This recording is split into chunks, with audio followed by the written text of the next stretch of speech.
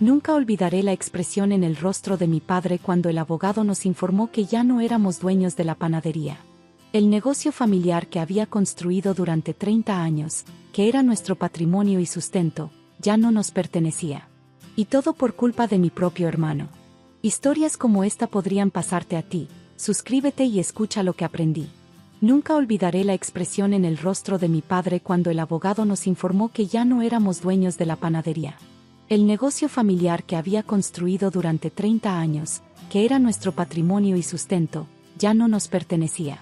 Y todo por culpa de mi propio hermano. Mi nombre es Adela y vengo de una familia de panaderos de Puebla.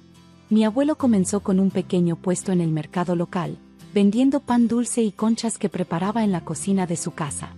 Mi padre, Eduardo, expandió el negocio hasta convertirlo en Panadería Los Martínez, un lugar conocido en toda la ciudad por nuestro pan de muerto y roscas de reyes. Desde niños, mis hermanos y yo crecimos entre el olor a masa fresca y los hornos calientes, aprendiendo los secretos que habían pasado de generación en generación. Éramos 3 hermanos, Antonio, el mayor, yo en medio, y Ramón, el menor. Aunque trabajábamos juntos, siempre hubo tensiones. Antonio era el consentido de papá, el que supuestamente tenía más talento para el negocio. Ramón era el inquieto, el que siempre quería innovar y modernizar todo. Yo simplemente intentaba mantener la paz entre ellos mientras me ocupaba de la contabilidad y atendía a los clientes. Hace 5 años, cuando papá cumplió 60, decidió comenzar a retirarse gradualmente. Nos llamó a los 3 para discutir el futuro de la panadería. Quiero que ustedes 3 manejen el negocio juntos, nos dijo. La panadería será para todos por igual, pero necesito que uno de ustedes tome las riendas como gerente principal. Para sorpresa de todos, eligió a Ramón. Antonio estaba furioso. ¿Cómo puedes elegirlo a él? Yo soy el mayor, el que siempre ha estado aquí. Ramón ni siquiera quería ser panadero cuando era más joven. Precisamente por eso, respondió papá. Ramón tiene ideas frescas, entiende cómo está cambiando el mercado. Necesitamos eso para sobrevivir en estos tiempos. La decisión estaba tomada. Papá transfirió la gerencia a Ramón, pero la propiedad seguía a su nombre, con un acuerdo de que eventualmente pasaría a los 3 por igual. A regañadientes, Antonio aceptó la situación, pero el resentimiento era evidente. Yo intenté mediar, como siempre. Dale una oportunidad, le dije a Antonio. Si trabajamos juntos, la panadería puede crecer aún más. Los primeros meses bajo la gerencia de Ramón fueron prometedores. Renovó la fachada del local, creó una página en Instagram donde publicaba fotos de nuestros panes, e incluso comenzó a ofrecer servicio a domicilio. Las ventas aumentaron un 30% en el primer trimestre. Antonio seguía molesto, pero incluso él tenía que admitir que los cambios estaban funcionando. O al menos eso creíamos. Lo que no sabíamos era que Ramón estaba tejiendo una red de mentiras que eventualmente nos atraparía a todos. Un día, Ramón llegó con una propuesta: expandirnos a un segundo local en una zona más turística de la ciudad. Es una oportunidad única, nos dijo entusiasmado. El local está disponible a un precio increíble, pero necesitamos actuar rápido. Papá estaba preocupado por el riesgo financiero, pero Ramón insistió en que tenía todo calculado. Nos mostró proyecciones financieras impresionantes y aseguró que podríamos pagar el préstamo en 3 años. Confíen en mí, dijo con esa sonrisa que siempre usaba para convencer a todos. Este es el futuro de los Martínez. Finalmente, papá cedió. Firmó los documentos para un préstamo importante usando la panadería como garantía. Ramón sería responsable de todo el proceso de expansión, desde la remodelación hasta la contratación de personal. Durante los siguientes meses, parecía que todo iba según lo planeado. Ramón pasaba mucho tiempo en el nuevo local, supervisando las obras. De vez en cuando nos llevaba para mostrarnos los avances: nuevos hornos, mostradores elegantes, una terraza para que los clientes disfrutaran su pan con café. Todo parecía perfecto. Una mañana, Ramón no apareció para trabajar. No contestaba el teléfono. Al principio pensamos que quizás estaba enfermo o que había surgido algún problema en el nuevo local. Pero cuando pasé por su departamento, su vecina me dijo que lo había visto salir con maletas la noche anterior. La preocupación comenzó a crecer. Antonio sugirió ir al nuevo local para ver si estaba allí. Cuando llegamos, Nos encontramos con una escena que nunca olvidaré. El local estaba completamente vacío. No había hornos, ni mostradores, ni señales de la renovación que supuestamente había estado en marcha. Solo un espacio baldío y un letrero de "Se renta" en la ventana. «Esto no tiene sentido», murmuró Antonio, tan confundido como yo. Intentamos contactar con el propietario del local. Lo que nos dijo nos dejó helados. Nunca había existido un contrato de renta con Ramón ni con Panadería Los Martínez. Ramón había visto el local, había tomado algunas fotos, pero nunca avanzaron en ningún acuerdo. Regresamos a la panadería aturdidos, sin entender qué estaba pasando. Papá llamó al banco para preguntar sobre el préstamo. La respuesta fue aún más devastadora. El dinero había sido retirado casi en su totalidad, y no había registro de compras de equipamiento ni pagos a contratistas. Mientras intentábamos procesar esta información, llegó un hombre de traje a la panadería, presentándose como representante de una empresa llamada Inversiones Globales S.A. «Vengo a hacer una inspección inicial de las instalaciones», dijo, entregándonos una tarjeta. «¿Inspección de qué?», preguntó papá, confundido. «De la propiedad, señor Martínez. Según nuestros registros, hemos adquirido este negocio hace 3 semanas». El mundo se detuvo en ese momento. Papá negaba con la cabeza, incapaz de articular palabras.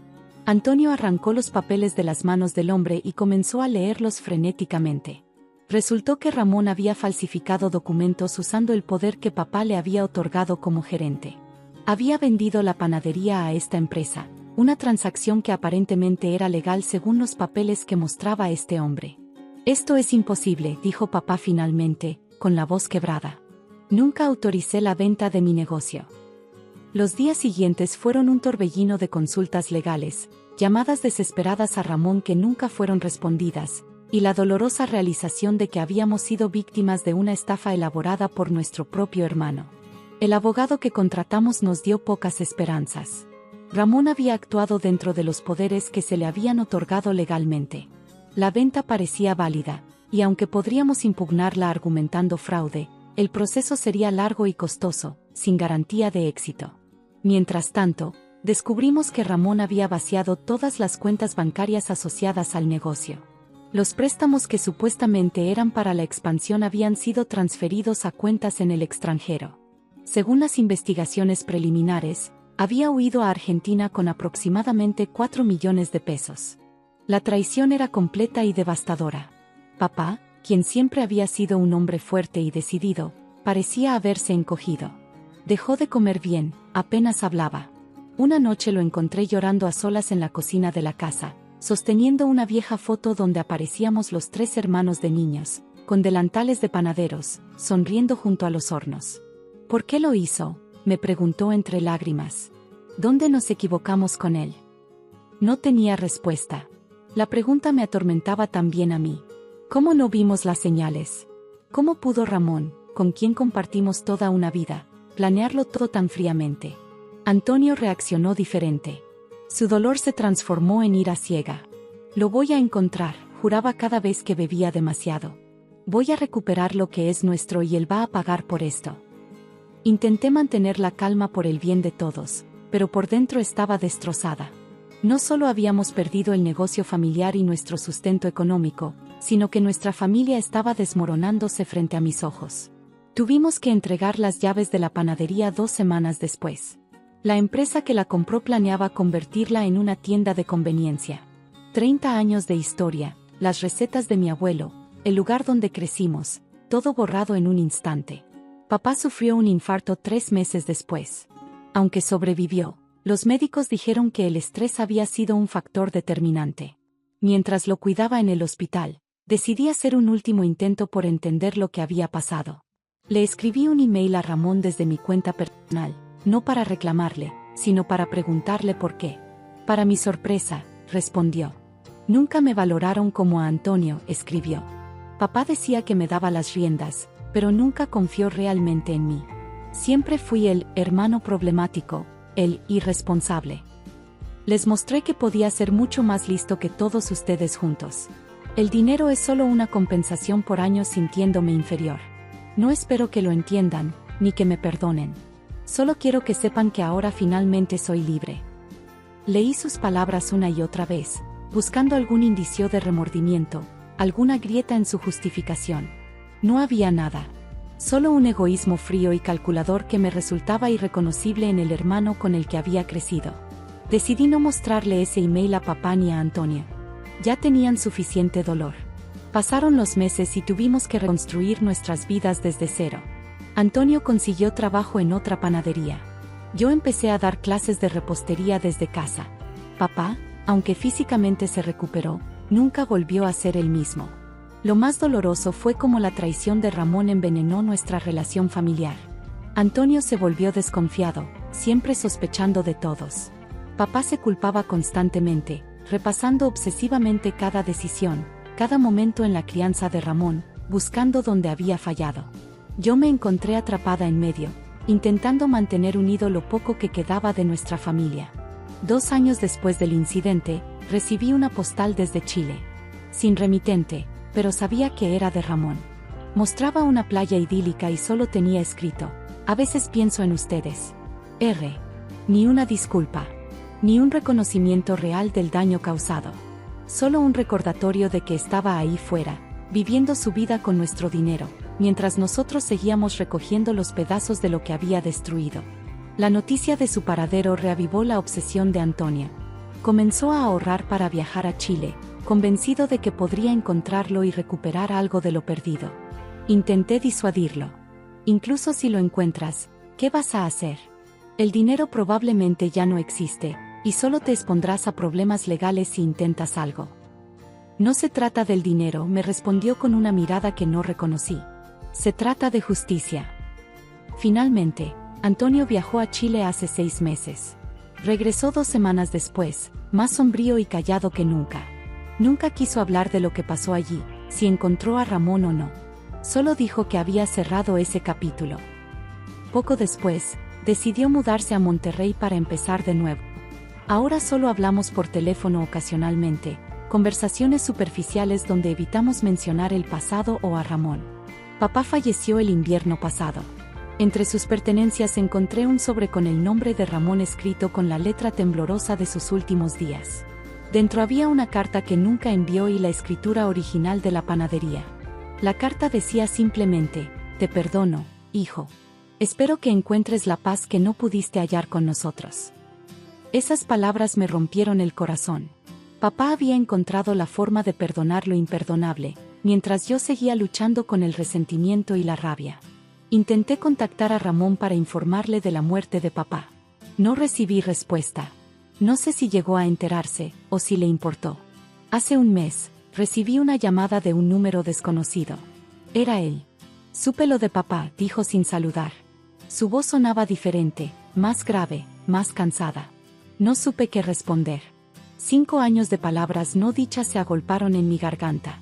Lo siento, añadió después de un silencio largo. Por todo.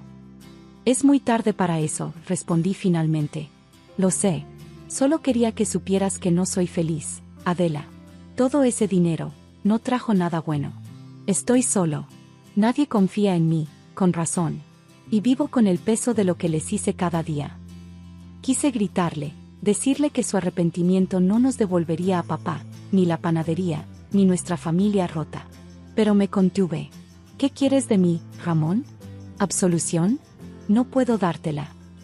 No espero nada, respondió. Solo quería escuchar tu voz una vez más. Colgó. No he vuelto a saber de él.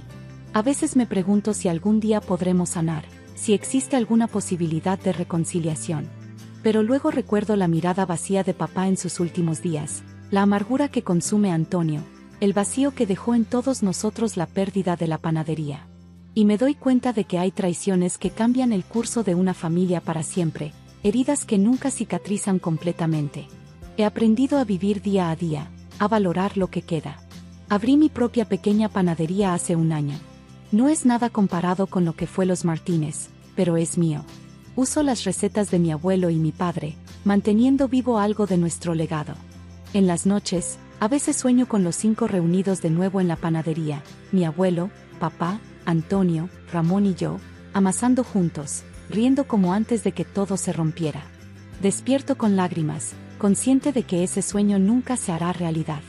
La traición de mi hermano no solo nos robó nuestro sustento y patrimonio, sino que destruyó los cimientos mismos de nuestra familia. Algunos lazos, una vez rotos, nunca pueden repararse completamente. Y esa es la lección más dolorosa que he tenido que aprender. ¿Y tú? ¿Has experimentado la traición de alguien cercano? ¿Crees que hay acciones que son imperdonables o que todo merece una segunda oportunidad? Te leo en los comentarios. Abrí la puerta de mi recámara y los vi, mi novio de 5 años y mi mejor amiga desde la secundaria, desnudos en nuestra cama. Era mi cumpleaños, y el pastel que ella había prometido traerme estaba abandonado en la cocina mientras ellos me traicionaban en mi propio hogar. Historias como esta podrían pasarte a ti. Suscríbete y escucha lo que aprendí sobre la traición de quienes más amamos. Siempre creí que las traiciones sucedían en las telenovelas o en historias ajenas. Nunca pensé que mi vida se convertiría en ese drama doloroso que otros comentan en voz baja. Mi nombre es Mariana, tengo 29 años y soy maestra de primaria en Cuernavaca. Esta es la historia de cómo perdí a las 2 personas que más quería en el mundo en un solo día. Crecí en un pueblo pequeño cerca de Cuernavaca, donde todos se conocían. Fue ahí donde conocí a Lucía en la secundaria. Éramos inseparables, como hermanas. Compartimos todo, secretos, ropa, sueños, y hasta nuestras primeras decepciones amorosas. Cuando decidimos mudarnos a Cuernavaca para la universidad, lo hicimos juntas. Ella estudió diseño gráfico y yo educación. Durante la universidad conocí a Daniel. Él estudiaba arquitectura y nos conocimos en una fiesta de la facultad. No fue amor a primera vista como en las películas, pero había algo en su forma de hablar, en cómo me escuchaba realmente, que me atrapó. Comenzamos a salir y, después de un año, decidimos vivir juntos. Lucía siempre estuvo presente. Era nuestra confidente, la madrina de nuestra relación. Celebrábamos juntos, viajábamos juntos, compartíamos alegrías y tristezas. Cuando ella terminaba con algún novio, venía a nuestro departamento y los 3 veíamos películas mientras comíamos chilaquiles que yo preparaba para consolarla. Ella siempre decía que algún día encontraría lo que Daniel y yo teníamos. Nunca sospeché nada. ¿Cómo sospechar de tu mejor amiga?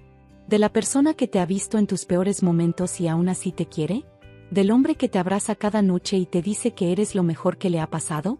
Trabajaba en una escuela primaria pública, y ese día había salido temprano porque era mi cumpleaños número 29.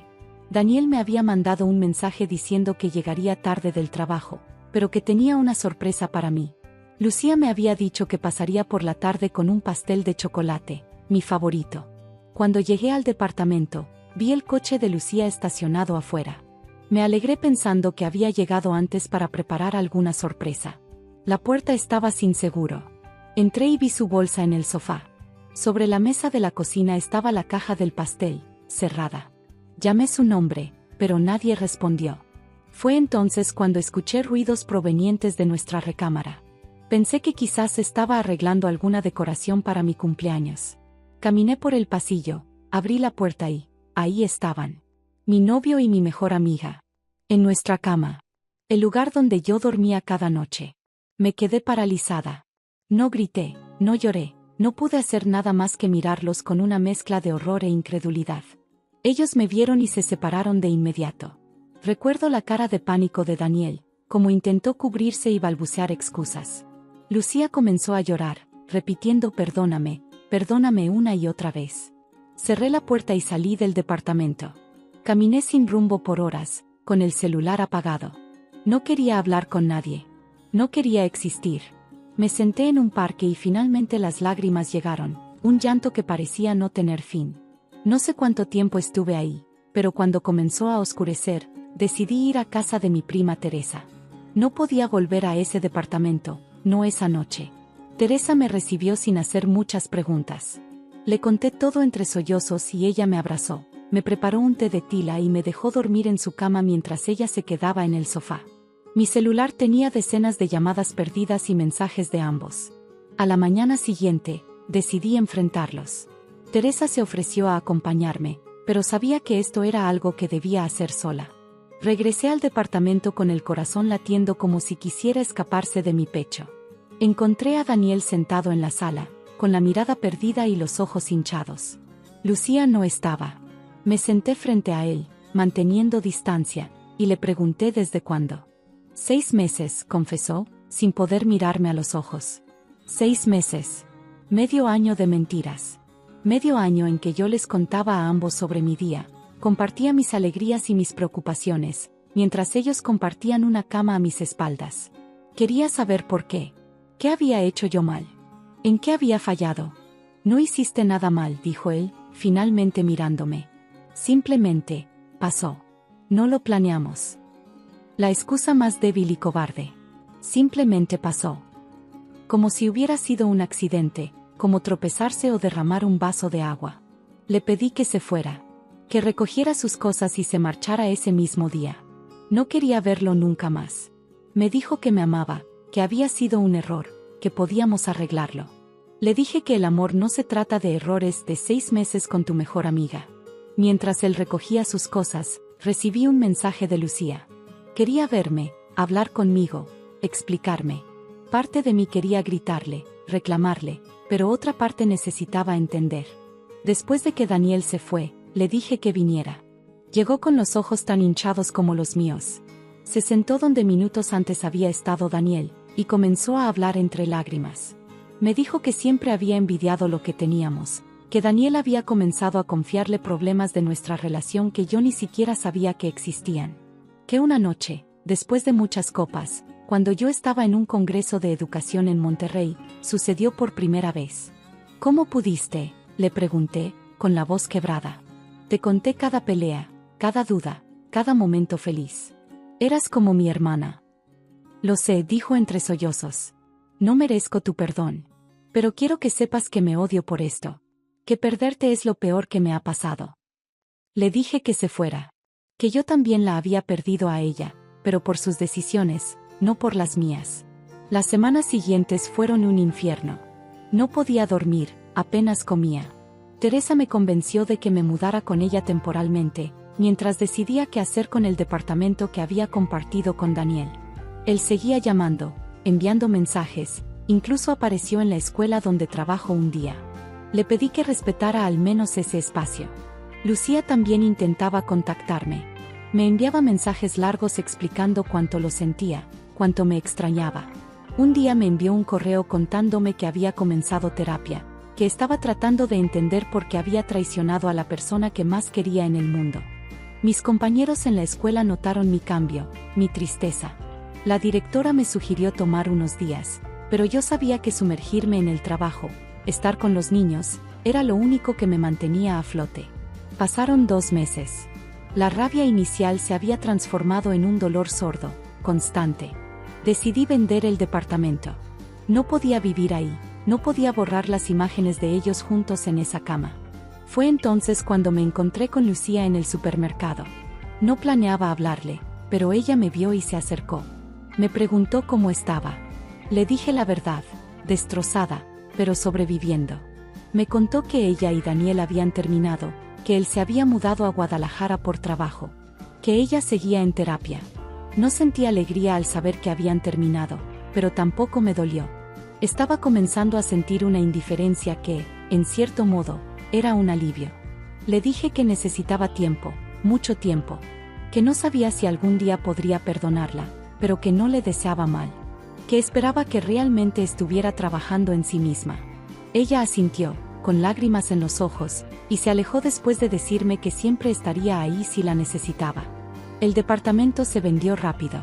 Con ese dinero, pude dar el enganche para un lugar más pequeño, pero que era solo mío. Teresa me ayudó a decorarlo, a hacerlo un espacio nuevo, sin recuerdos. Comencé a salir más, a reconectar con amigos que había descuidado durante mi relación con Daniel. Incluso acepté una invitación a cenar de un compañero de trabajo. No estaba lista para una relación, pero me hizo bien sentir que podía conectar con alguien más, que mi corazón no estaba permanentemente cerrado. Han pasado ya casi 2 años desde aquel cumpleaños fatídico. No he vuelto a ver a Daniel, aunque supe por amigos comunes que regresó a Cuernavaca y que está en una nueva relación. Con Lucía he tenido algunos encuentros esporádicos. Un café incómodo, mensajes ocasionales en fechas significativas. No hemos vuelto a ser las amigas que éramos, y dudo que alguna vez lo seamos. Hay heridas que, aunque cicatrizan, dejan marcas permanentes. Lo que aprendí de todo esto es que la confianza, una vez rota, es como un espejo. Puedes pegarlo, pero siempre verás las grietas. También aprendí que puedo sobrevivir a lo que creía que me mataría. Que soy más fuerte de lo que pensaba. Hoy cumplo 31 años. Estoy saliendo con alguien nuevo, un profesor de música que conocí en la escuela. Vamos despacio, construyendo confianza día a día. Aún tengo miedo, aún me despierto a veces con pesadillas donde todos me traicionan. Pero estoy aprendiendo a confiar de nuevo, a abrirme, a dar segundas oportunidades, aunque no a las mismas personas. Mi historia no es única. Hay miles de Marianas que han sido traicionadas por quienes más amaban. Pero si hay algo que quisiera decirles es que el dolor pasa, que la vida continúa, que merecen algo mejor. Y sobre todo, que la traición dice más sobre quien traiciona que sobre quien es traicionado. ¿Qué habrías hecho tú en mi lugar? ¿Perdonarías una traición así o cortarías lazos para siempre? Te leo en los comentarios, y recuerda que compartir nuestras historias nos ayuda a sanar juntos. Durante 30 años, mi madre nos hizo creer que mi hermano mayor había muerto al nacer. Crecimos visitando una tumba vacía cada día de muertos, llevando flores y velas a un niño que supuestamente descansaba ahí. Pero todo cambió cuando encontré un viejo certificado de nacimiento mientras limpiaba el ático de la casa familiar en Oaxaca. Mi hermano no solo estaba vivo, sino que mi madre lo había entregado a otra familia cuando era un bebé. Lo peor no fue descubrir la mentira que había definido nuestras vidas, sino tener que decidir si guardar este secreto o destruir a mi familia al revelarlo. No sabía que mi decisión tendría consecuencias devastadoras cuando él, mi hermano perdido, apareció en nuestra puerta buscando respuestas y venganza. Si crees que conoces todos los secretos de tu familia, esta historia te hará cuestionar todo. Suscríbete ahora y activa las notificaciones para escuchar historias reales que demuestran que a veces, la verdad es más dolorosa que cualquier mentira. Mi nombre es Luisa Hernández, tengo 35 años y toda mi vida ha sido construida sobre una mentira tan grande que cuando la descubrí, sentí que el suelo se abría bajo mis pies. Crecí en una casa tradicional en el centro histórico de Oaxaca, una de esas casas coloniales con patio interior y bugambilias trepando por las paredes. Mi padre, Francisco, era profesor universitario, y mi madre, Elena, trabajaba como enfermera en el hospital regional. Teníamos una vida cómoda y tranquila, yo y mis dos hermanas menores, Marcela y Sofía. Desde pequeñas, cada 2 de noviembre, Día de los Fieles Difuntos, nuestra familia realizaba el mismo ritual. Visitábamos el panteón municipal, donde supuestamente descansaba mi hermano mayor, Miguel Ángel. Según nos contó mi madre, Miguel Ángel había nacido 3 años antes que yo, pero murió poco después del parto debido a complicaciones respiratorias. Era un ángel demasiado hermoso para este mundo, nos decía mi madre mientras depositaba cempasúchil sobre la pequeña lápida que tenía grabado su nombre y 2 fechas con solo días de diferencia. Para nosotras, Miguel Ángel era casi un santo, un espíritu protector que cuidaba a nuestra familia desde el cielo. Mi madre siempre hablaba de él con los ojos húmedos, describiéndonos cómo tenía el cabello negro y abundante, igual que mi padre, y una mirada tranquila. Apenas abrió sus ojos, me miró como si ya me conociera, nos contaba. La historia de Miguel Ángel era tan parte de nuestra identidad familiar como las recetas secretas de mole que mi abuela nos había heredado. Nunca, ni por un momento, cuestioné su existencia o las circunstancias de su muerte. Todo cambió hace 2 años. Mi padre había fallecido recientemente después de una larga batalla contra el cáncer, y yo había regresado a la casa familiar para ayudar a mi madre a organizar sus pertenencias. Mis hermanas vivían fuera de Oaxaca, Marcela en Ciudad de México con su familia y Sofía en Guadalajara terminando sus estudios de posgrado. Era una tarde calurosa de mayo. Mi madre había ido a su trabajo en el hospital, y yo aprovechaba para revisar el ático, un espacio que llevaba años acumulando cajas de recuerdos, documentos y objetos olvidados. Quería organizar todo antes de que mi madre se jubilara el año siguiente y posiblemente vendiera la casa para mudarse a un lugar más pequeño. Entre el polvo y las telarañas, encontré una caja de madera tallada que nunca había visto antes. Tenía un pequeño candado, pero estaba abierto. Dentro, había varios sobres amarillentos, fotografías antiguas y documentos oficiales. Uno de ellos llamó mi atención inmediatamente, un certificado de nacimiento a nombre de Miguel Ángel Hernández Vega, mi supuesto hermano fallecido.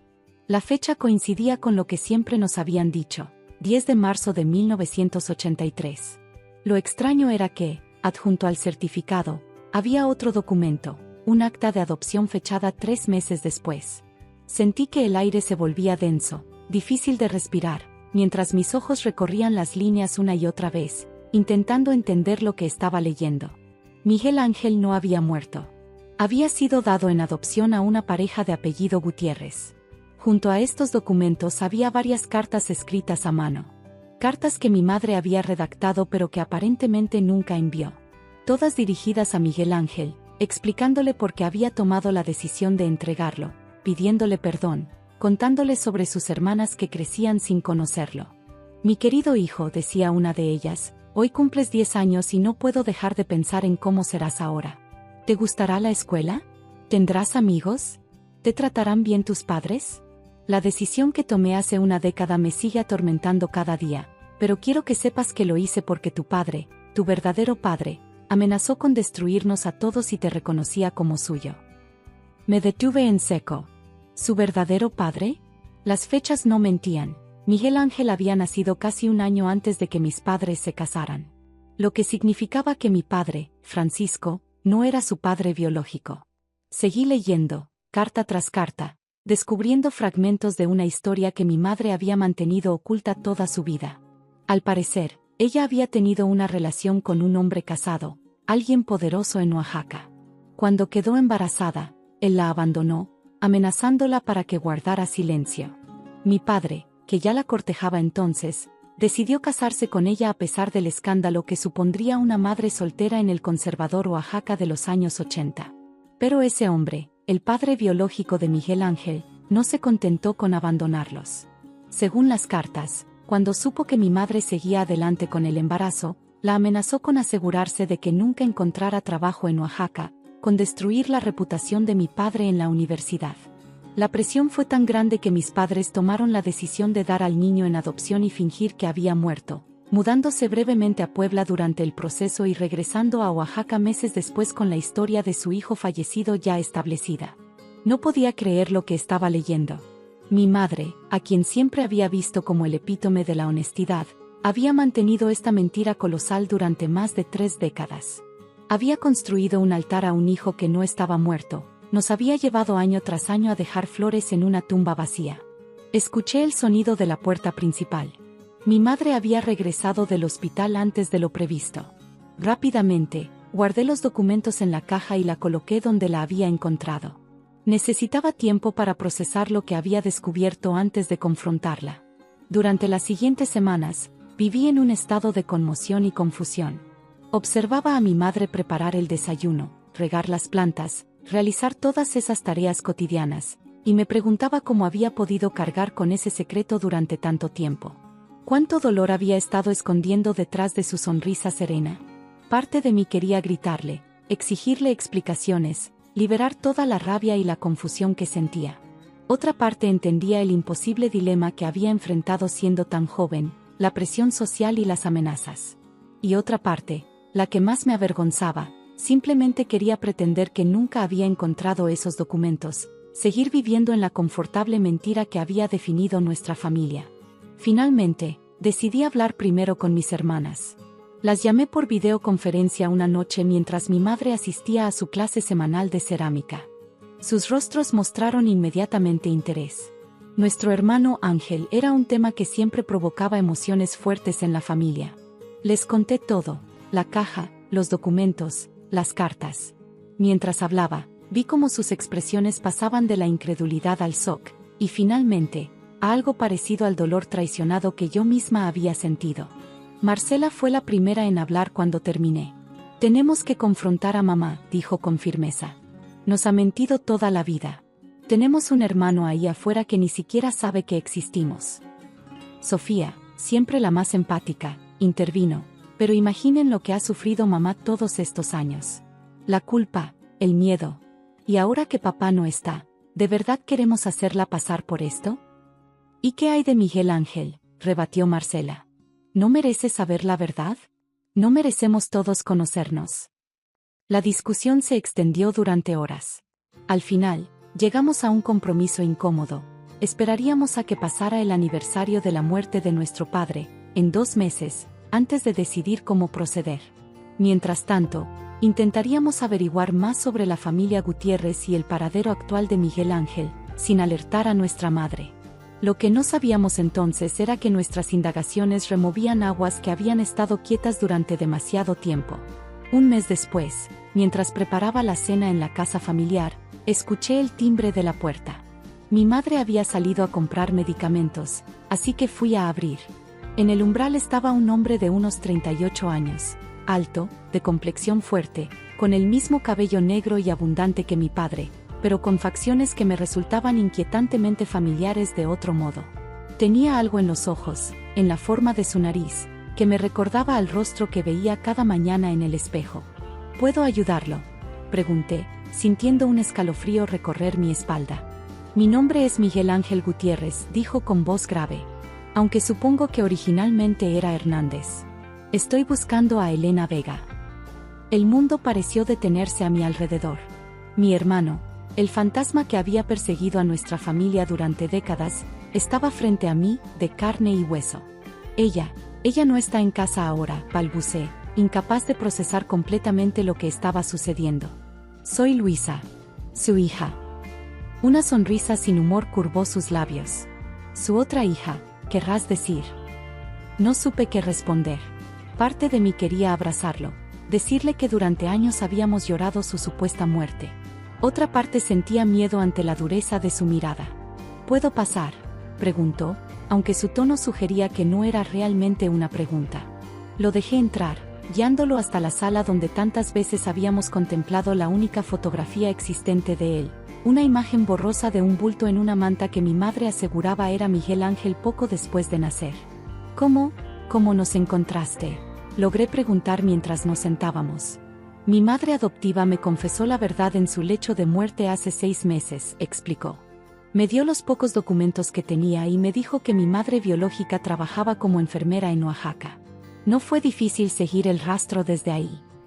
Su voz tenía un tono controlado, pero percibí la rabia contenida bajo la superficie. No lo culpaba. Hemos estado buscándote, dije en un impulso. Mis hermanas y yo. Descubrimos la verdad hace poco y... ¿Descubrieron?, me interrumpió con incredulidad. ¿Quieres decir que no sabían sobre mí? ¿Qué historia les contó ella?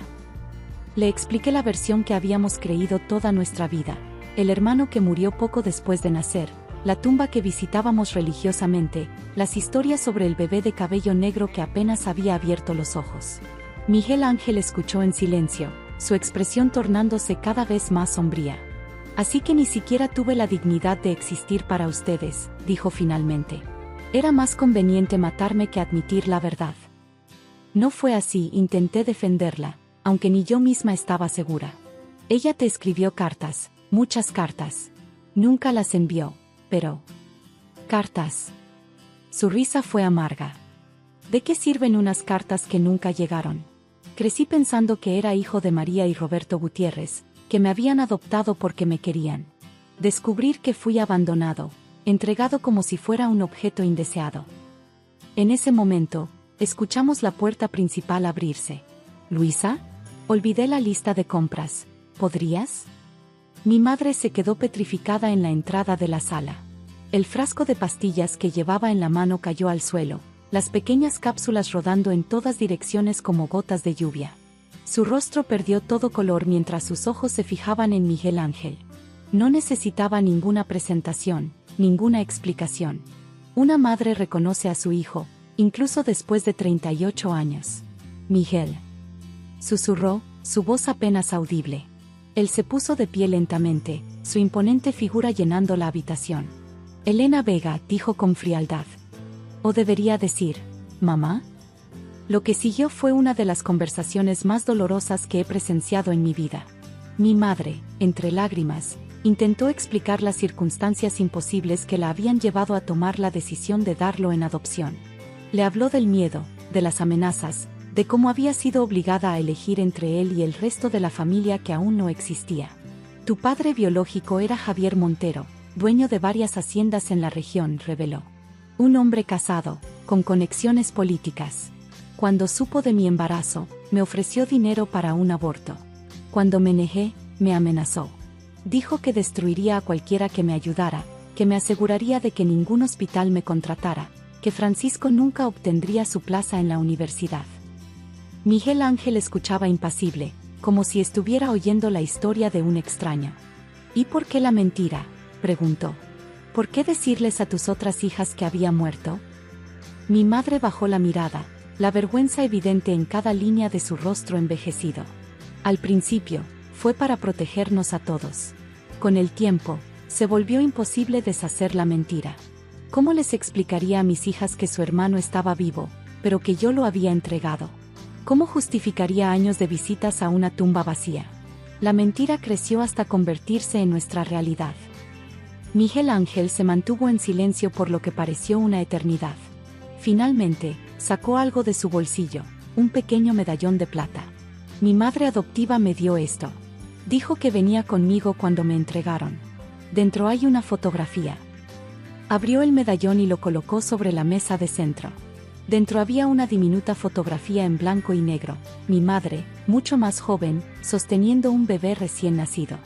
Los Gutiérrez fueron buenos padres, dijo Miguel Ángel, su voz un poco más suave.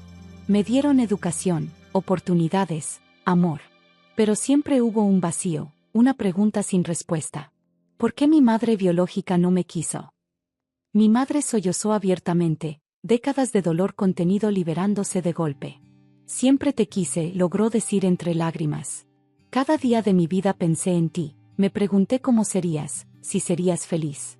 La decisión que tomé no fue por falta de amor. Amor, repitió él con amargura. El amor no abandona. El amor no miente durante décadas. Se puso de pie, imponente en su dolor y su rabia. No vine buscando una reconciliación, declaró. Vine porque merecía respuestas. Ahora las tengo. Se dirigió hacia la puerta, pero antes de salir, se volvió hacia nosotras. Tengo una familia propia ahora. Una esposa, 2 hijos pequeños. Ellos nunca sabrán de esto, nunca cargarán con el peso de haber sido rechazados. Mi madre se levantó tambaleante, extendiendo una mano hacia él. Miguel, por favor, tus hermanas, tus sobrinos. Hay toda una familia que querrá conocerte. Él la miró largamente, y por un instante, creí ver un destello de duda en sus ojos. Pero se endureció nuevamente. Mi familia son los Gutiérrez.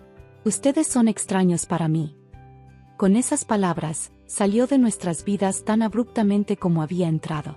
Las semanas que siguieron fueron un torbellino de emociones y confrontaciones. Mis hermanas, al enterarse del encuentro, reaccionaron con una mezcla de shock, rabia y tristeza. Marcela culpaba a nuestra madre por haber mantenido la mentira durante tanto tiempo. Sofía intentaba entender las circunstancias imposibles que la habían llevado a esa decisión. Yo me debatía entre ambas posturas, incapaz de reconciliar la imagen de la madre amorosa que conocía con la mujer que había sido capaz de sostener semejante engaño. Mi madre cayó en una profunda depresión.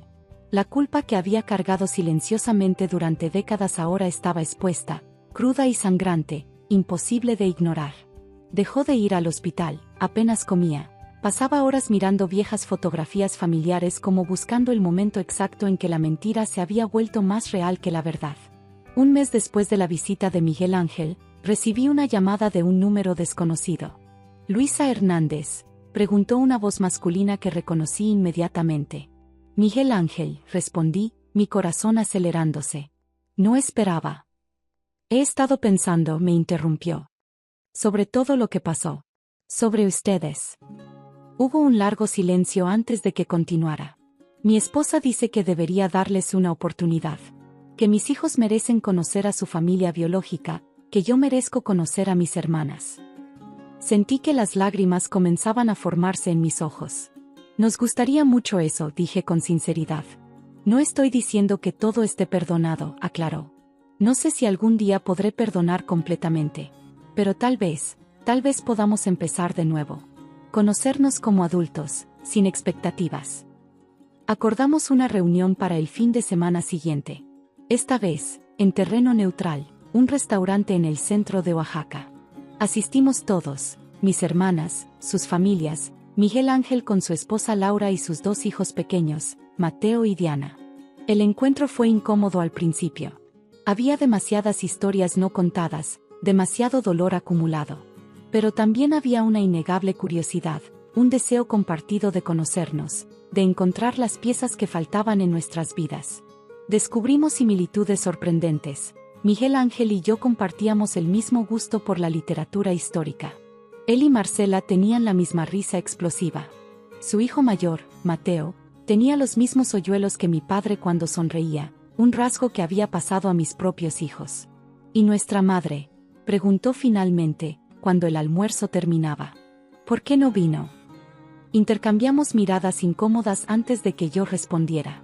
No está bien. Desde tu visita, ha estado. Ha sido difícil para ella enfrentar todo esto. Miguel Ángel asintió lentamente, su expresión ilegible.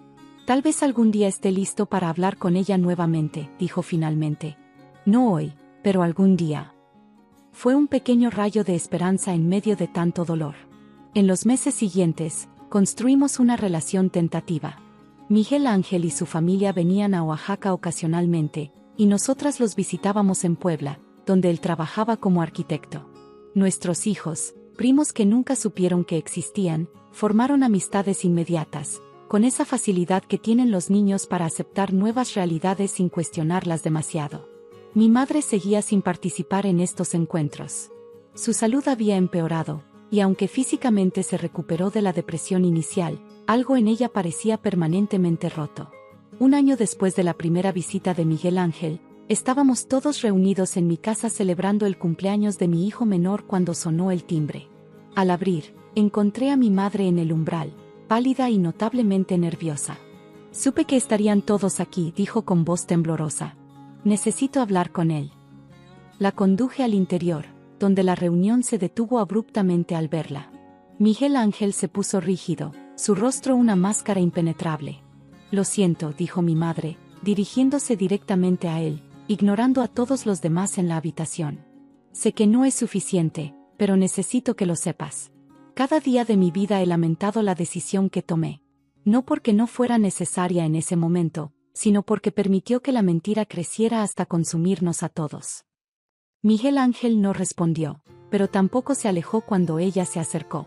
No te pido que me perdones, continuó. Solo te pido que sepas que nunca, ni un solo día, dejé de amarte. Que cada 2 de noviembre, cuando visitábamos esa tumba vacía, mis lágrimas eran reales. Lloraba por el hijo que había perdido, aunque no de la manera que todos creían. Sacó algo de su bolso, un pequeño álbum de fotografías. Son tuyas, dijo, extendiéndolo hacia él. Las guardé todos estos años. Con manos ligeramente temblorosas, Miguel Ángel tomó el álbum y lo abrió. Dentro había recortes de periódicos, notas escolares, fotografías, fragmentos de una vida que no había compartido con ella, pero que ella había intentado seguir desde la distancia. ¿Cómo?, comenzó a preguntar.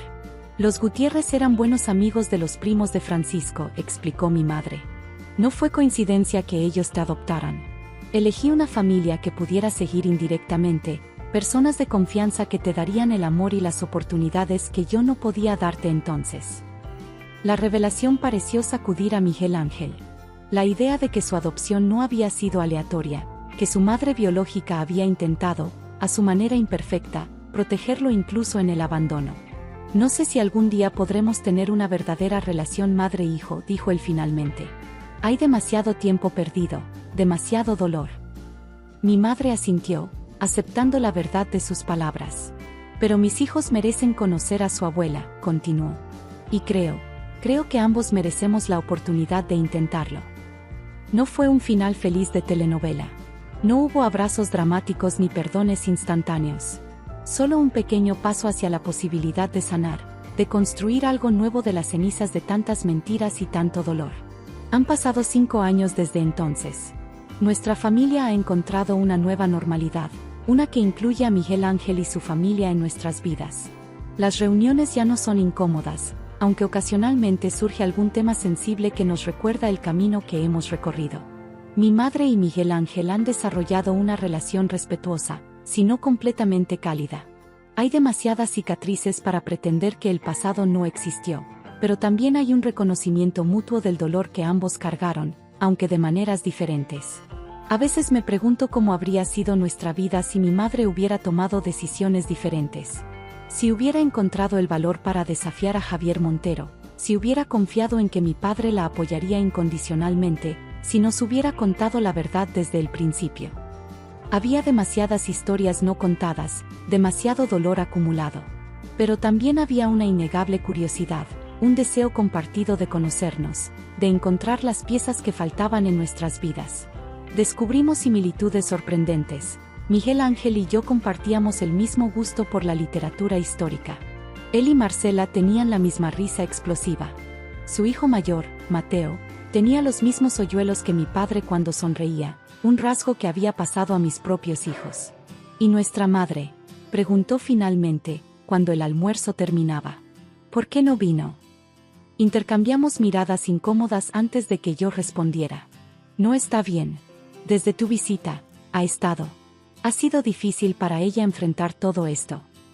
Miguel Ángel asintió lentamente, su expresión ilegible. Tal vez algún día esté listo para hablar con ella nuevamente, dijo finalmente. No hoy, pero algún día. Fue un pequeño rayo de esperanza en medio de tanto dolor. En los meses siguientes, construimos una relación tentativa. Miguel Ángel y su familia venían a Oaxaca ocasionalmente, y nosotras los visitábamos en Puebla, donde él trabajaba como arquitecto. Nuestros hijos, primos que nunca supieron que existían, formaron amistades inmediatas, con esa facilidad que tienen los niños para aceptar nuevas realidades sin cuestionarlas demasiado. Mi madre seguía sin participar en estos encuentros. Su salud había empeorado, y aunque físicamente se recuperó de la depresión inicial, algo en ella parecía permanentemente roto. Un año después de la primera visita de Miguel Ángel, estábamos todos reunidos en mi casa celebrando el cumpleaños de mi hijo menor cuando sonó el timbre. Al abrir, encontré a mi madre en el umbral, pálida y notablemente nerviosa. Supe que estarían todos aquí, dijo con voz temblorosa. Necesito hablar con él. La conduje al interior, donde la reunión se detuvo abruptamente al verla. Miguel Ángel se puso rígido, su rostro una máscara impenetrable. Lo siento, dijo mi madre, dirigiéndose directamente a él, ignorando a todos los demás en la habitación. Sé que no es suficiente, pero necesito que lo sepas. Cada día de mi vida he lamentado la decisión que tomé. No porque no fuera necesaria en ese momento, sino porque permitió que la mentira creciera hasta consumirnos a todos. Miguel Ángel no respondió, pero tampoco se alejó cuando ella se acercó. No te pido que me perdones, continuó. Solo te pido que sepas que nunca, ni un solo día, dejé de amarte. Que cada 2 de noviembre, cuando visitábamos esa tumba vacía, mis lágrimas eran reales. Lloraba por el hijo que había perdido, aunque no de la manera que todos creían. Sacó algo de su bolso, un pequeño álbum de fotografías. Son tuyas, dijo, extendiéndolo hacia él. Las guardé todos estos años. Con manos ligeramente temblorosas, Miguel Ángel tomó el álbum y lo abrió. Dentro había recortes de periódicos, notas escolares, fotografías, fragmentos de una vida que no había compartido con ella, pero que ella había intentado seguir desde la distancia. ¿Cómo?, comenzó a preguntar. Los Gutiérrez eran buenos amigos de los primos de Francisco, explicó mi madre. No fue coincidencia que ellos te adoptaran. Elegí una familia que pudiera seguir indirectamente, personas de confianza que te darían el amor y las oportunidades que yo no podía darte entonces. La revelación pareció sacudir a Miguel Ángel. La idea de que su adopción no había sido aleatoria, que su madre biológica había intentado, a su manera imperfecta, protegerlo incluso en el abandono. No sé si algún día podremos tener una verdadera relación madre-hijo, dijo él finalmente. Hay demasiado tiempo perdido, demasiado dolor. Mi madre asintió, aceptando la verdad de sus palabras. Pero mis hijos merecen conocer a su abuela, continuó. Y creo que ambos merecemos la oportunidad de intentarlo. No fue un final feliz de telenovela. No hubo abrazos dramáticos ni perdones instantáneos. Solo un pequeño paso hacia la posibilidad de sanar, de construir algo nuevo de las cenizas de tantas mentiras y tanto dolor. Han pasado 5 años desde entonces. Nuestra familia ha encontrado una nueva normalidad, una que incluye a Miguel Ángel y su familia en nuestras vidas. Las reuniones ya no son incómodas, aunque ocasionalmente surge algún tema sensible que nos recuerda el camino que hemos recorrido. Mi madre y Miguel Ángel han desarrollado una relación respetuosa, si no completamente cálida. Hay demasiadas cicatrices para pretender que el pasado no existió, pero también hay un reconocimiento mutuo del dolor que ambos cargaron, aunque de maneras diferentes. A veces me pregunto cómo habría sido nuestra vida si mi madre hubiera tomado decisiones diferentes. Si hubiera encontrado el valor para desafiar a Javier Montero, si hubiera confiado en que mi padre la apoyaría incondicionalmente, si nos hubiera contado la verdad desde el principio. Pero he aprendido que torturarse con los y si es un ejercicio inútil. Las decisiones que tomamos, incluso las más dolorosas, nos moldean irrevocablemente. Lo importante es qué hacemos después, cómo reconstruimos a partir de las ruinas que nuestros errores a veces dejan. La mentira que definió nuestra familia durante décadas finalmente salió a la luz, y aunque el proceso fue doloroso, también fue liberador. Ya no vivimos en la sombra de un secreto que envenenaba silenciosamente cada relación, cada momento compartido. Si hay una lección que he aprendido de todo esto, es que la verdad, por dolorosa que sea, siempre encuentra su camino a la superficie. Y cuando lo hace, tenemos dos opciones: dejar que nos destruya o usarla como cimiento para construir algo nuevo, algo más honesto y, por lo tanto, más fuerte. Mi madre cometió un error al mentir durante tantos años. Yo cometí un error al dudar sobre si revelar lo que había descubierto. Miguel Ángel, tal vez, cometió un error al cerrarse inicialmente a la posibilidad de conocernos. Pero todos, a nuestra manera, hemos encontrado el camino hacia el perdón. No un perdón que borra el pasado, sino uno que nos permite seguir adelante a pesar de él. Y eso, a fin de cuentas, es lo que significa ser familia, no la ausencia de errores o dolor, sino la voluntad de sanar juntos, de reconstruir juntos, de seguir amándonos a pesar de nuestras imperfecciones y nuestras heridas. Si esta historia te conmovió, no olvides suscribirte a nuestro canal para más testimonios sobre secretos familiares y sus consecuencias. Deja en los comentarios tu opinión. ¿Crees que la madre hizo lo correcto al proteger a su familia con esa mentira? ¿O habría sido mejor la honestidad desde el principio? Comparte tu experiencia si has vivido algo similar, y recuerda activar las notificaciones para no perderte nuestras nuevas historias cada semana.